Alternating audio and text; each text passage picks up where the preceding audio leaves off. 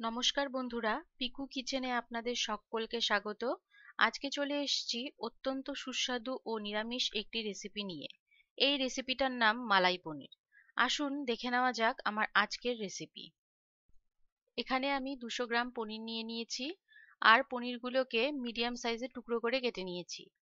আপনারা চাইলে আপনাদের পছন্দ মতো শেপেও কেটে নিতে পারেন। মালাই পনির রান্না করার জন্য এখানে আমি একটা কড়াই বসিয়ে নিয়েছি, আর কড়াইয়ে সামান্য পরিমাণ সর্ষের তেল দিয়ে দিচ্ছি।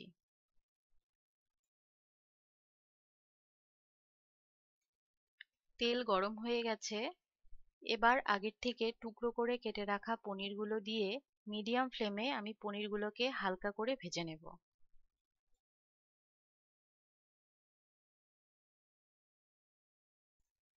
পনিরগুলো ভাজা হয়ে গেছে। এবার আমি পনিরগুলোকে একটি অন্য পাত্রে তুলে রাখবো। এবার ওই একই তেলের মধ্যে আমি এক টুকরো দারচিনি, দুটো এলাচ, দু তিনটে লবঙ্গ দিয়ে ভালো করে ভেজে নেব।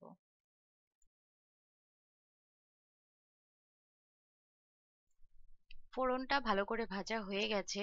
এবার এর মধ্যে আদা আর কাঁচা লঙ্কার পেস্টটা দিয়ে দেব, আর দিয়ে দেব সামান্য একটু লবণ। এবার সবকিছুকে আমি ভালো করে তেলের সঙ্গে মিশিয়ে নেব।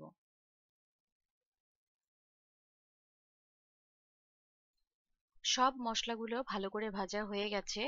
এবার এর মধ্যে রুম টেম্পারেচারে থাকা গরুর দুধ দিয়ে দেব।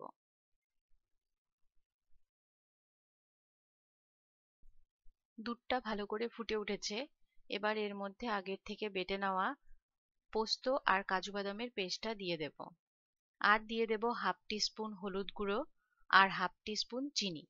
সবকিছুকে দিয়ে আমি ভালো করে মিশিয়ে নেব।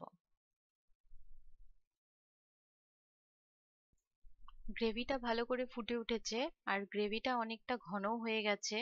এবার এর মধ্যে আগের থেকে ভেজে রাখা পনিরের টুকরোগুলো দিয়ে দেব। পনিরের টুকরোগুলো দিয়েও আমি কিছুক্ষণ ফুটিয়ে নেব।